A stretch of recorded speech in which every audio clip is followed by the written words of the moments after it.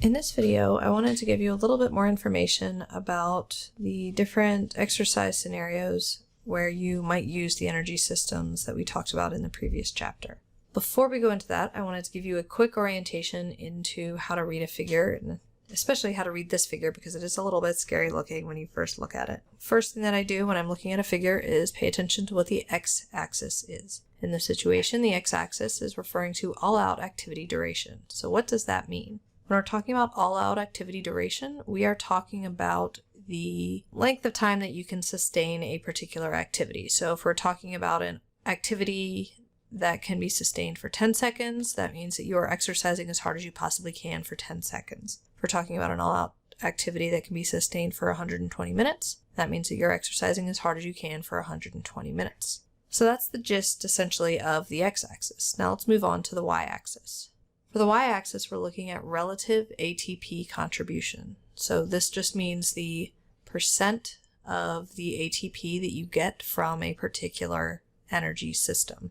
If you pay attention to the legend now on the right-hand side of the screen, you'll see different colors that represent the different energy systems that we've talked about. You'll see that green represents the aerobic system, yellow represents glycolysis, red represents the ATP-PC system, and gray represents stored ATP. As an example of something that you might be able to read from this type of figure, I have outlined here the bar that represents 1 second of all-out activity. In this bar, you can see that we have 4 different colors represented. This means that even when we are doing exercise as hard as we can for 1 second, we are still getting ATP from all of our different energy systems. However, you can also see that the gray colored band is the biggest band. This means that during 1 second of all-out activity, you get most of your ATP from the stores of ATP that you have in the muscle.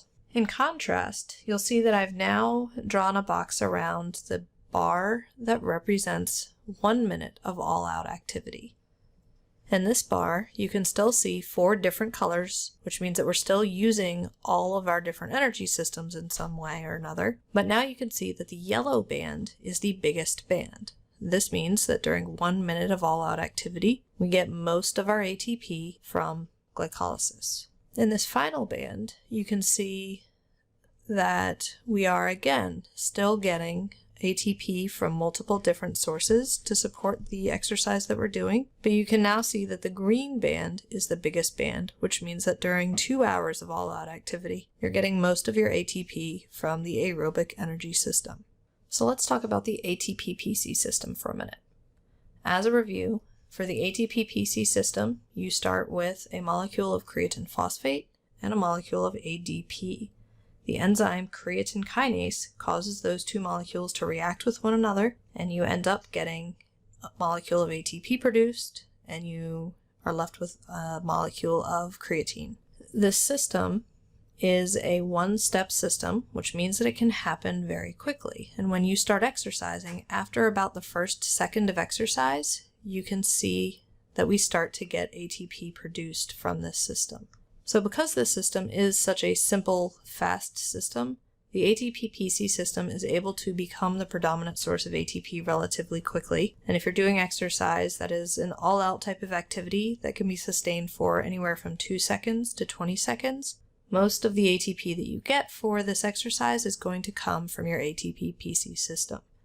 So as an example, an elite athlete might do a 100-meter dash in about 10 seconds. During that 10-second intense bout of activity, he or she is getting most of their ATP from the ATP-PC system. The second energy system that we talked about previously was glycolysis. So glycolysis, if you'll remember, was the process where we started with glucose and we went through a series of about 8 steps and ended with a net gain of 2 or 3 ATP, 2 molecules of NADH, and 2 molecules of pyruvate. This process is a little bit more complicated than the ATP-PC system that we talked about on the previous slide, so it takes a little bit longer before it's able to start contributing ATP. So we don't see the glycolytic system starting to contribute ATP to your exercise until we're about 5 seconds into the exercise. This system is the predominant source of ATP for exercise activities that are all out and can be sustained for anywhere from 20 seconds to just under 2 to 3 minutes in duration. I also wanted to remind you guys that all-out activities that can be sustained for 2 to 3 minutes get half of their ATP from the anaerobic systems, so that includes glycolysis and the ATP-PC system, and half of their ATP from the aerobic system. And then our final energy system was the aerobic system. So if you remember, in the aerobic system, we started with 2 molecules of pyruvate that we got from glycolysis. Those 2 molecules of pyruvate got converted into acetyl-CoA in stage 1. That acetyl-CoA then entered into the Krebs cycle, where GTP, FADH2, and NADHs were produced.